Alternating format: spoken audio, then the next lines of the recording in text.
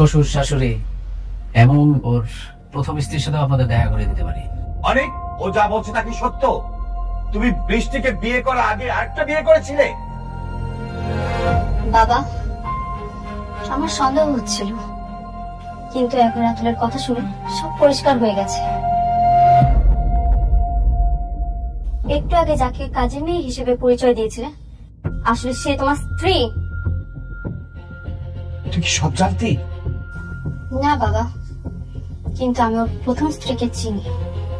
আজকেও তার সঙ্গে আমার দেখা হয়েছে। ছি, ছি, ছি, ছি, ছি। এত বড় প্রতারণা!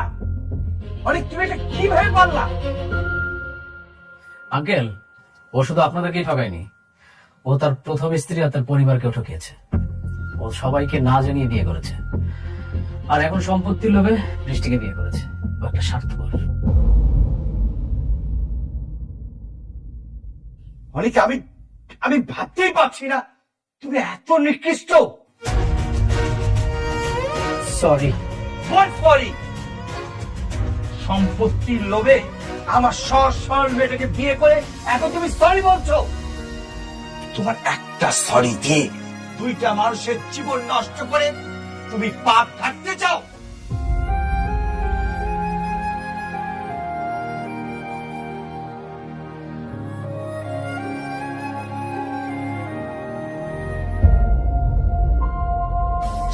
কেন করলে এমন?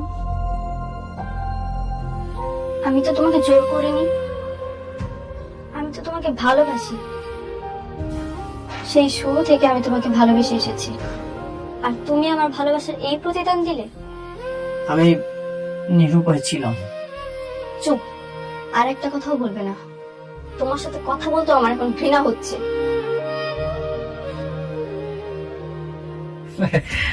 দেখুন আঙ্কেল, আমি আসলে চাইনি এরকম একটা ইনফরমেশন দিয়ে আপনাদেরকে একটা বিব্রতকর পরিস্থিতির মধ্যে ফেলি, কিন্তু বৃষ্টিকে তো আমি সেই শুরু থেকে আমার নিজের ছোট বোনের মতো দেখতাম। তাই ভাবলাম যে এই ইনফরমেশনটা দিয়ে একটা বেঈমান প্রতারকের হাত থেকে আমার বোনটাকে আমি বাঁচাই। এখন দেখুন, আমি তো সবকিছু প্রমাণ দিয়ে দিলাম, বাকি সিদ্ধান্তটা আপনাদের উপরে। এখন আমি আসি। বন্ধু, তোরা বলছিলাম না তোরা আমার রাস্তা ঘুরে বেড়াবো, সেই ফকিরের পথটা কিন্তু আবার চিনাই দিয়ে গেল। আবার থানা হাতে ভিক্ষা করবে, আর যদি টাকার প্রয়োজন হয় আবার আমার কাছে আসবি, এসে আমার ভাই বলবি। আচ্ছা ঠিক আছে, তাহলে আমি আসি।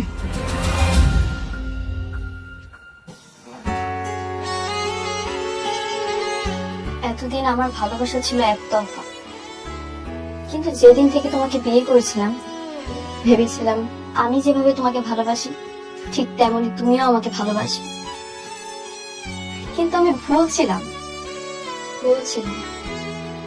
তুমি কখনো আমাকে ভালোই বাসনি, আর আজকে যে আঘাতটা তুমি আমাকে দিলে না, এর জন্য আমি তোমাকে কখনোই ক্ষমা করবো না, কখনোই না।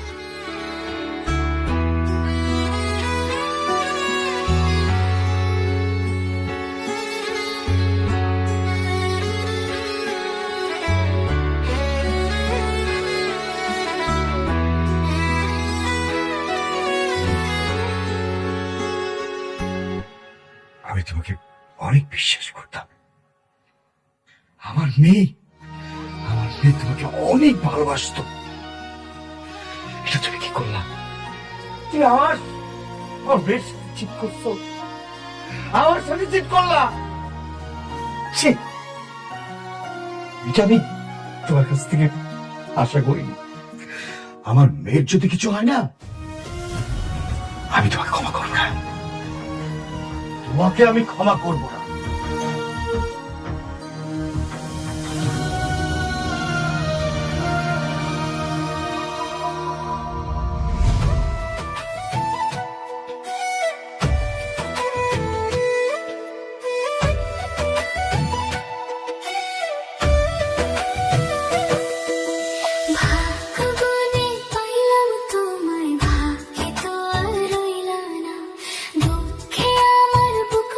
সেই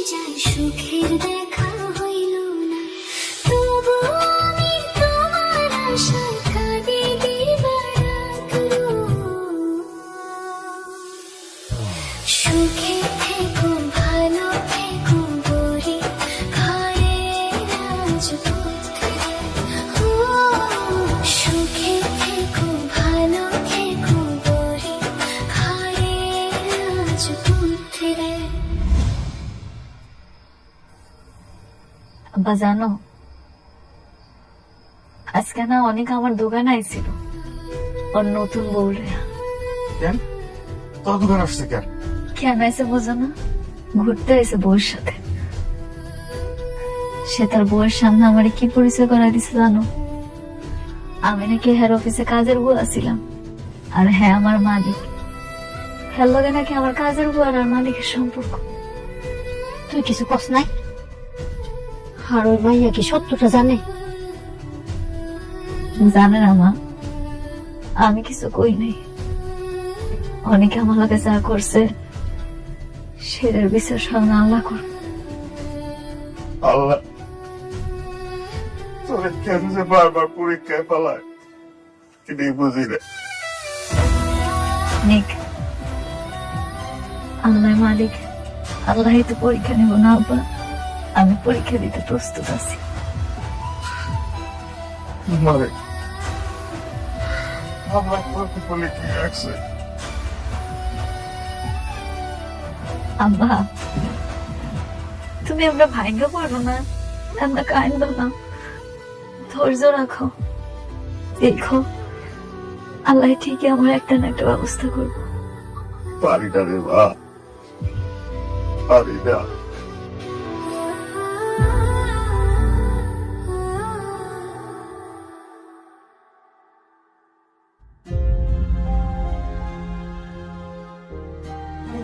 তুমি এখন কি চাও? কোন বিষয়? তুমি কি আমাকে ডিভোর্স দিয়ে মেঘলার কাছে চলে যাবে, নাকি আমার সঙ্গেই থাকবে? আমি জানি না, আমার সত্যি ভাগ্যটা খারাপ। কি করব না করব কিছুই বুঝতে পারছি না।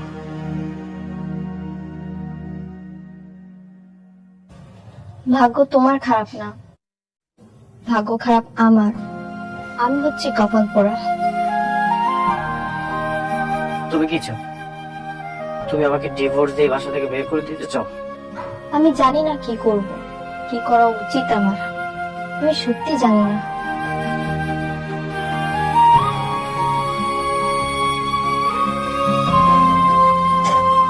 শোনো চাচা, যা কিছু লেখে রাও, পরে দিয়ে যাবো। বাবা শোনো, বাবা বাকি অনেক পড়ে গেছে। হ্যাঁ হ্যাঁ, এইভাবে তো বাকি দেওয়া যাবে না। আমরা গরিব মানুষ, আমিও অসুস্থ মানুষ, আমার মায়েরটা কষ্ট করে সংসার চালাইতেছে। এইভাবে বাকি দিও না বাবা। বুঝলাম না চাচা, এত পক পক করতেছো কেন? আর তোমার কাছে বাকি খাই কেন? কেন বাবা বাকি কথা কয়ে গেল তুমি? আরে চাচা, এনে যে দোকানদারি করতেছো চান্দা দিবা না? বস্তি তোমার 1 বছর লেগে দিছে 1 লাখ টাকার জন্য। এখানে যে ব্যবসা করতেছো এটা চান্দা কে দিবে? এই জন্য খাইয়ে দেওয়া যাইতেছি, মাস শেষে হিসাব করবো কত টাকা ভাই, পরে দিয়ে দিবা, সমস্যা কি? লেখা রাখো, গেলাম গা। কি কো বাবা? হ্যাঁ, সরকারি জায়গায় দোকানদারি করতেছি, তোমার আমি চান্দা দেবো কি জন্য? আমার চান্দা দিবা কি লেগে? মানে এটা জায়গা সরকারি হইতে পারে, কিন্তু এটা আমার দখল আছে। আমি যা বলবো তাই হবে। তোমার বলছি লেখা রাখো, লেখা রাখো, মাস শেষে হিসাব করবো কয় টাকা ভাই, তারপর দিয়ে দিবা। না বাবা খারাপ,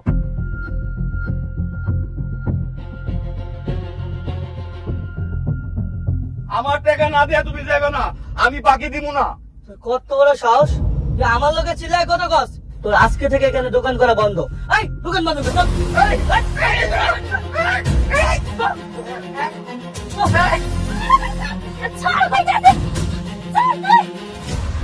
তোর এত বড় সাহস আমার আব্বারে মারতেছস?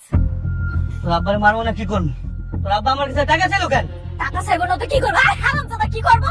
তুই দিন আর পর দিন বাকি খাবি, আর আমার আব্বার টাকা চাইলে দোষ। কি? বাকি? তোর আব্বার দোকানে বাকি দিয়ে দিচ্ছি কাকা, আমি এখানে চান্দা নিতে এসেছি। ঠিক আছে, তোর বাপের ছেড়ে দিলাম। তোর গলায় যেহেতু এত জোর, আমিও দেখতে চাই তুই কত চিল্লাইতে পারছিস। চল আজকে চিল্লাম।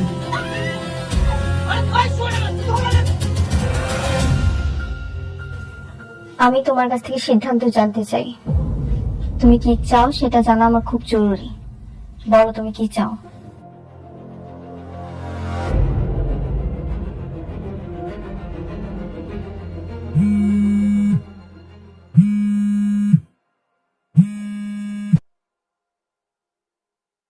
হ্যালো, হ্যালো অনেক ভাই,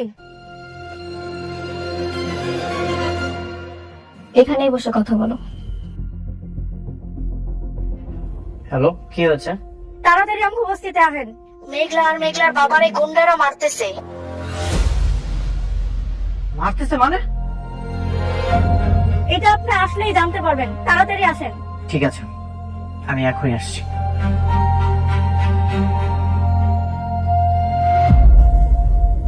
আমাকে যেতে হবে। কোথায়? প্রথম স্ত্রীর কাছে?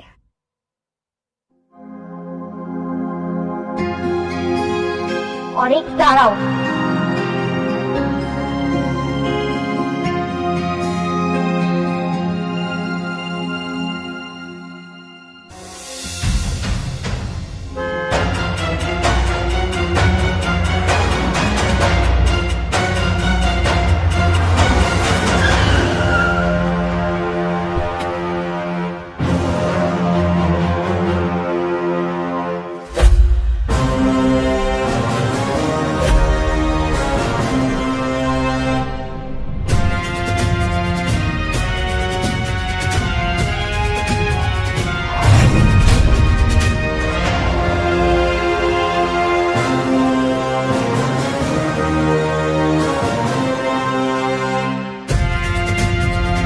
আব্বা, আব্বা ওটা আব্বা। আব্বা তুমি ঠিক আছো? কিরে তুই এইখানে? মানে আপনি এখানে? ওদিনকেও তো আপনার কাছে চান্দা ছিলাম 1,00,000 টাকা, ওটা দেওয়ার জন্য কতদিন সময় ছিলেন? আর আজকে হঠাৎ করে এরকম বডিগার্ড গাড়ি কেমনি কি বুঝলাম না তো। বলে কি সত্যি? সেদিন ভদ্রতা দেখেছিলাম, এই জন্যই তোকে চাঁদা দিয়েছিলাম। নেক্সট টাইম যদি এই দোকানের আশেপাশে তোকে আমি দেখি, ঠিক মতো হাসপাতালেও যেতে পারবে। আর একটা কথা শুনে রাখ, মেঘলা আমার ওয়াইফ, আর এই যে উনি আমার বাবা। ওনাদের আশেপাশে যদি তোকে আমি দেখি, তোর কিন্তু খবর আছে। যা, আর এক মুহূর্তের জন্য আমি তোকে আমার চোখের সামনে দেখতে চাই না। যা।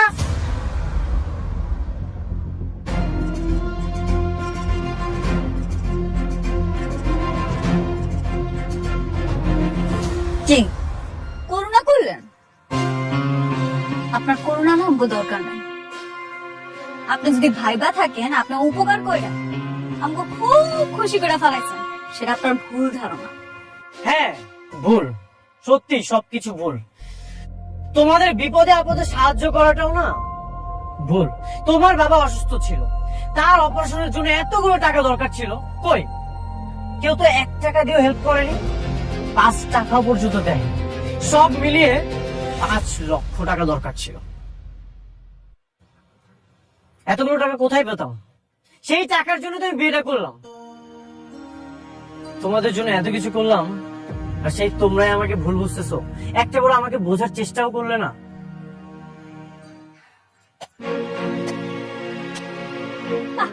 অনেক সাহেব, বাহ, আপনি খুব সুন্দর গল্প সাজাইতে পারেন। এত সুন্দর করে নাটক সাজান, যখন যে গল্পটা যেখানে প্রয়োজন আপনি সেখানেই বলেন। আমি খুশি হইলাম, কিন্তু আপনার এই মিথ্যা গল্প আমি আর বিশ্বাস করতে পারলাম। কোনো কিছুই মিথ্যা ছিল না। অবশ্যই মিথ্যা। তোমার জীবনটা একটা মিথ্যা। তোমার মতো নিকৃষ্ট জঘন্য মানুষের কাছে এর থেকে আর কি আশা করতে পারি? স্বার্থপর কোথাকার। তুমি চলে যাও এখান থেকে, আমার দয়া দেখাইতে আসবা না কোনোদিন।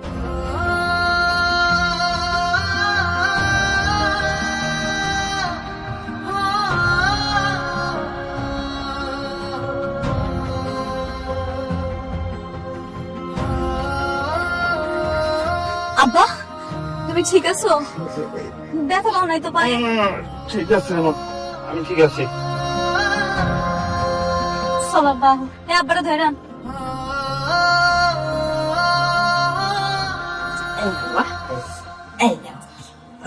মাংসটা দেওয়ারে ভালো করে। ও আর নেবো না, এই থাক তুমি নাও।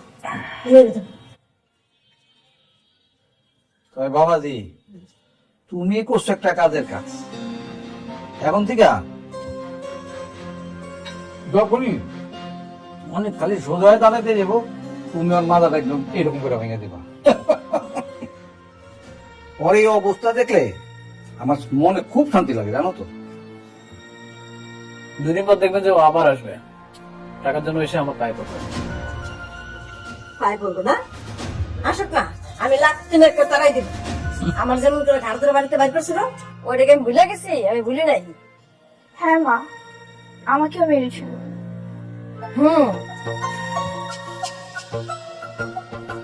আবারও সবকিছু প্রতিশোধ নেব।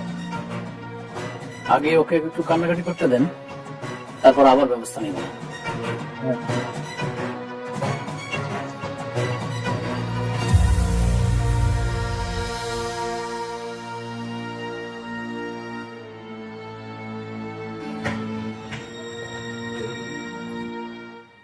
কি ব্যাপার, দেখে মনে হচ্ছে তুমি খুব টেনশনে আছো, কিছু হয়েছে?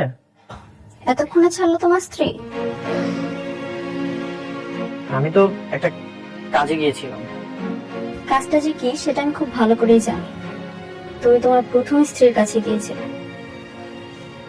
দেখো অনিক, তোমাকে এই মুহূর্তে একটা সিদ্ধান্ত নিতে হবে। কি সিদ্ধান্ত? এভাবে তো তুমি দুই নৌকায় পা দিয়ে চলতে পারবে না, আর আমি কোন সতীনের সংসারও করব না। এই দুজনের মধ্যে তোমাকে যে কোনো একজনকে বেছে নিতে হবে। মানে? ও মানে বুঝতে পারছো না? আমি ক্লিয়ার করে বলে দিচ্ছি। তুমি কাকে চাও, আমাকে না মেঘলাকে? তোমার কাছে আমার ঠাঁই আছে মানে আমার অভাব বলতে কিছুই নেই। তোমার কি মনে হয় আমি এখনো অতীত নিয়ে পড়ে আছি? আমি তোমাকেই ভালোবাসি, তোমার সাথেই থাকতে চাই। তাহলে তাকে ডিভোর্স দিয়ে দাও। ঠিক আছে, তুমি একদমই চিন্তা করো না, আমি ডিভোর্স দিয়ে দেবো।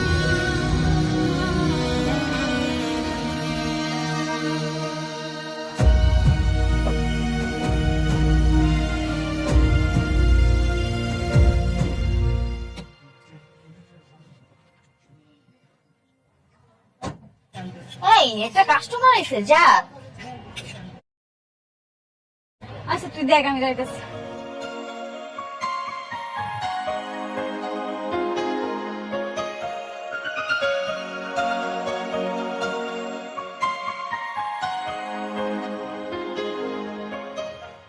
Sir, madam. আরে ভাবি, আপনি? এই কি আপনার এখানে? রাতুল তো বেইমানি করে বড়লোক হয়ে গেছে, তাই বুঝি আপনি আপনার কাজ নিজে নিজেই করতেছেন। এটা কিন্তু খুব ভালো করছেন, নিজেরটা নিজেরই ভাবতে হয় সবসময়। আমি না আপনার কথা বলতে চাইছি না, আপনারা চলে যান। এটা কেমন কথা আপনি বললেন? আমরা হচ্ছে আপনার কাস্টমার, কাস্টমার লক্ষ্মী। কাস্টমার যত আসবে তত আপনার ইনকাম হবে, আর ইনকাম হলে আপনি বেশি বেশি টিপস পাবেন। না, দরকার নাই তো, আপনাকে টিপস আমার দরকার নেই। আপনারা শুধুমাত্র আপনারা আমার পেটের সন্তানটাকে মারছেন, আমার সংসারটা আপনারা ধ্বংস করে ফেলাইছেন। শোনো, বাচ্চা নষ্ট হয়েছে ঠিক আছে, সেটা তোমার জন্য খুব ভালো হয়েছে না? অনেক তো দ্বিতীয় বিয়ে করে আরেক জায়গায় চলে গেল, তাইলে তুমি সেই বাচ্চাটা নিয়ে এখন কি করতে কও? এখন বলছে ভালো হয়েছে, বাচ্চা কাচ্চা নাই, একটা বিয়ে করতে পারবা। একদম ঠিক কথা বলছেন আপনি আন্টি। তো ভাবি, আমি কি আপনার জন্য একটা পাত্র খুঁজবো নাকি? ডিভোর্সি সুন্দরী ভাবির জন্য একটা সুন্দর সুযোগ্য পাত্র। দেখেন, এটা আমার দোকান, আপনাকে সুন্দর করে কইতেছে এখান থেকে চলে যান। কাস্টমার হলো লক্ষ্মী, আমি আপনাদের সাথে খারাপ ব্যবহার করবো না, আপনারা চলে যান। আরে ভাবি, আমরা তো এখানে থাকতে আসি নাই, আমরা তো আজকে প্রথম আসছি আপনার এখানে, যেহেতু খাইতে পারলাম না, তার একটা কাজ করি, আপনাকে কিছু টিপস দিয়ে দেই। এটা আপনার টিপস। আপনাদের টিপস আমার দরকার নেই, দয়া করে এখান থেকে চলে যান। আরে শোনো না, রাখো রাখো, রাতুল বাবা যে এমনিতেই রাস্তার ফকির মিসকিন রে টাকা দিয়ে দান করে, তোমার নাই দিল, রাখো, কাজে লাগবে। আপনারা যাবেন। আচ্ছা, ঠিক আছে ভাবি, রাগ করেন কেন? আমরা চলে যাচ্ছি, কোনো সমস্যা নেই। ঠিক আছে, থাকবেন, ভালো থাকবেন। আসসালামু আলাইকুম। চলো বাবাজি, চলো। শয়তানের বাচ্চাগুলা ইচ্ছা করে হেরাইছে, আর এমন একটা ভাব করে গেল যেন হেরা কিচ্ছু জানে। আমার শান্তিতে থাকতে দিব না।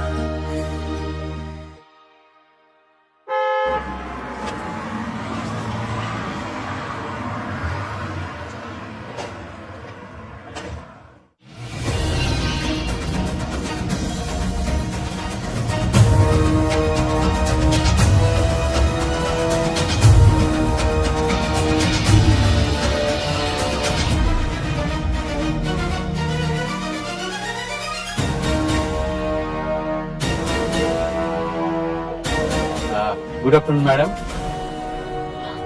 স্যার আসসালামু আলাইকুম। বসুন বসুন স্যার, ঠিক আছেন কোন? না না ম্যাডাম, আপনি বসুন প্লিজ। ঠিক আছে স্যার, না না আমি বসুন না, আপনি বসেন।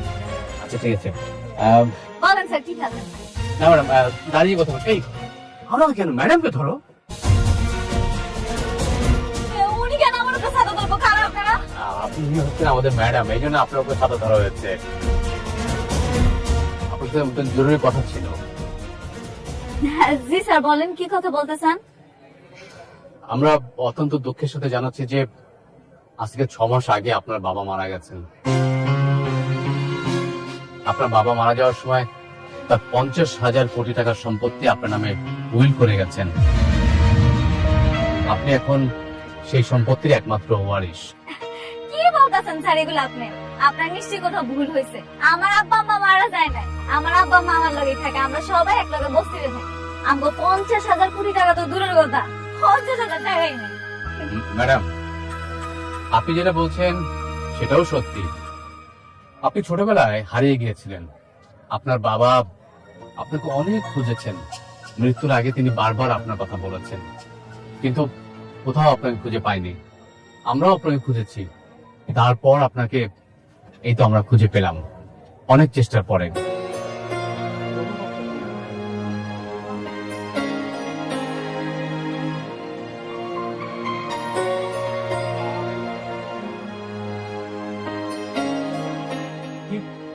কি দেখছেন ম্যাডাম? স্যার আপনি আমার লগে মজা করতেছেন না? আমি কিন্তু ঠিকই বুঝছি। আপনার ক্যামেরাটা কই? আপনি নিশ্চয়ই ভিডিও বানাইতে আইছেন তাই না? সমস্যা নেই, আপনি কোন, আপনি যেমন করবেন আমি এমনই করব। ম্যাডাম, আপনার বর্তমান যারা বাবা মা, তারা কেউই আপনার বাবা মা না, তারা আপনার পালিত বাবা মা। আপনি বিশ্বাস না করেন তাদেরকে জিজ্ঞেস করেন। আমি আপনার কথা বিশ্বাস করুন কে? হেরাই আমার বাপ মা, আমি তো এটা ভালো করেই জানি। স্যার আপনি বড় সড় মানুষ, আমার যদি কোনো বেয়াদবি হয় মাফ করে দেন। আপনার এসব কথা বলা বন্ধ করেন, আপনি এখান থেকে যান স্যার। ম্যাডাম, এটা হচ্ছে ভিআইপি ব্ল্যাক এলিট কার্ড। এখানে 1,000 কোটি টাকা আছে। আপনি যদি আমার কথা বিশ্বাস না করেন, আপনি ব্যাংকে জিজ্ঞাসা করেন, আপনি জেনে যাবেন। আর এইগুলা কি? এগুলা তো আমি বুঝেই না, এগুলা কেমনি কি করে? ম্যাডাম, আপনি হচ্ছেন সালিমার গ্রুপ অফ কোম্পানির বর্তমান একমাত্র উত্তরাধিকারী। আপনি দ্রুত অফিসে এসে আপনার দায়িত্ব বুঝে নিন। সবাই আমরা আপনার জন্য অপেক্ষা করব। কি কইতাছেন? আমি এসব কিছু পারবো না। আমি অফিস যাবো কেন? আমি তো অফিস যাবো না। ম্যাডাম, আপনি অফিসে গেলেই বুঝতে পারবেন। আমি কোম্পানির ম্যানেজার, আমি আপনাকে সমস্ত দায়িত্ব বুঝিয়ে দিব।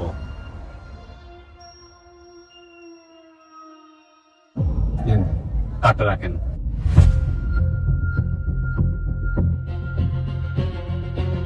ম্যাডাম, আজকে অফিসে একটা মিটিং আছে, আমাকে অ্যাটেন্ড করতে হবে। আর আপনি যখন ওই অফিসে গিয়ে দায়িত্বটা বুঝে নেবেন, তখন এইসব মিটিং আপনি প্রিজাইড করবেন। আমি তাহলে আসি ম্যাডাম। আপনি কবে আসবেন বলেন? না আমি তো যাবো না। আমি যাবো কেন? কেন যাবেন না ম্যাডাম? আপনি বুঝতে পারছেন 50,000 কোটি টাকার মালিক আপনি, আপনি কেন যাবেন না?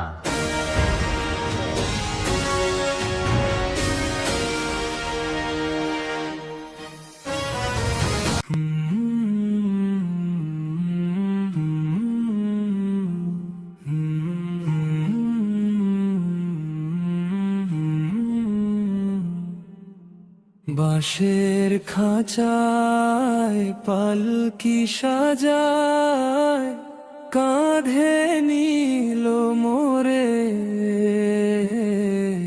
শেষ ঠিকানায় রেখে আসবে 3.5 হাত ঘরে।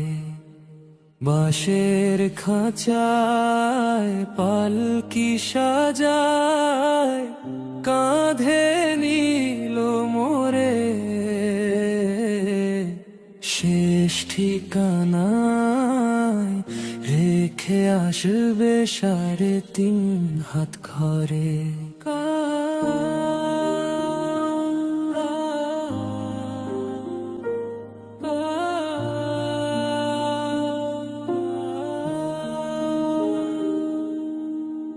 কাঁদবে না মা, কাঁদবে না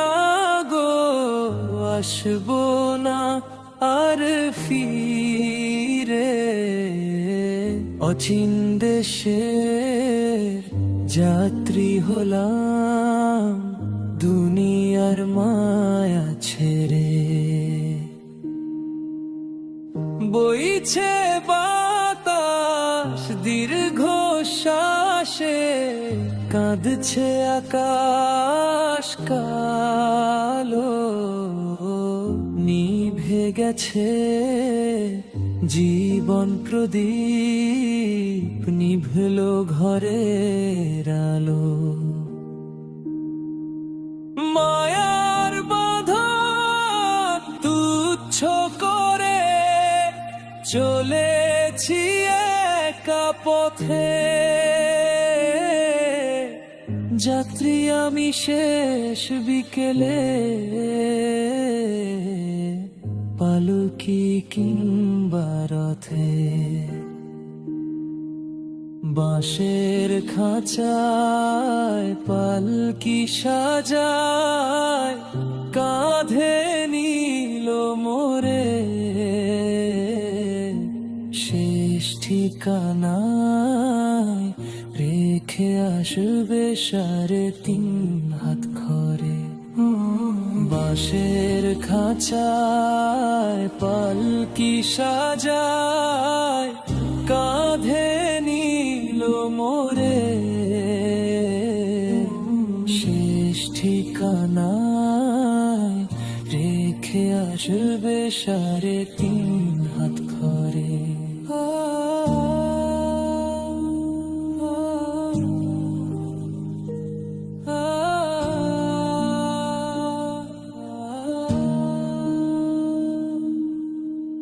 কাঁদবে না মা, কাঁদবে না গো, আসবো না আর ফিরে, অচিন দেশে যাত্রী হলাম দুনিয়ার মায়া ছেড়ে।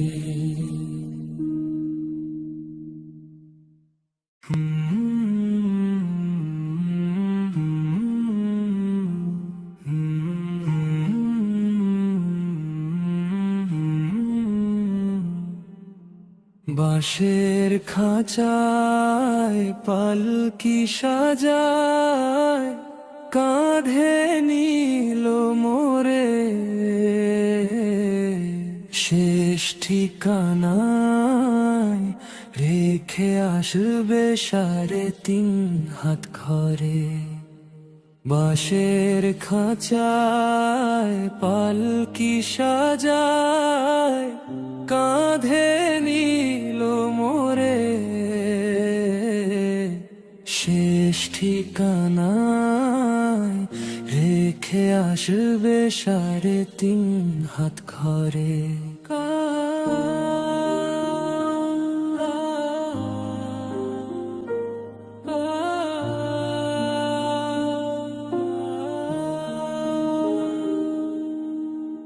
কাঁদবে না মা, কাঁদবে না গো, আসবো না আর ফিরে, অচিন দেশের যাত্রী হলাম দুনিয়ার মায়া ছেড়ে। বইছে বাতাস দীর্ঘ শ্বাসে, কাঁদছে আকাশ কালো, নিভে গেছে জীবন প্রদীপ, নিভলো ঘরের আলো।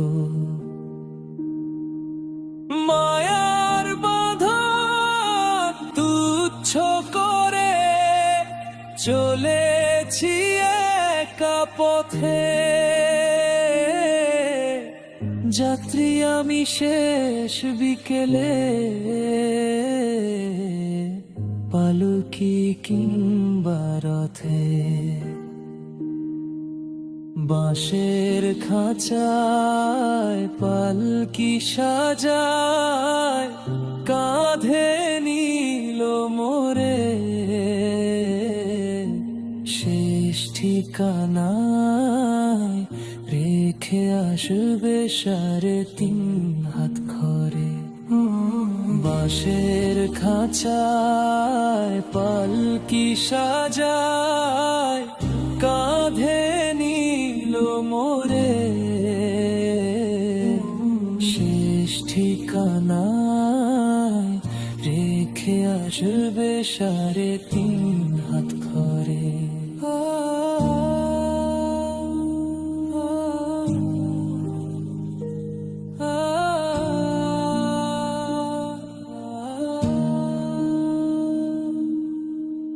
কাঁদবে না মা, কাঁদবে না গো, আসবো না আরে ফিরে। অচিন দেশে যাত্রী হলাম দুনিয়ার মায়া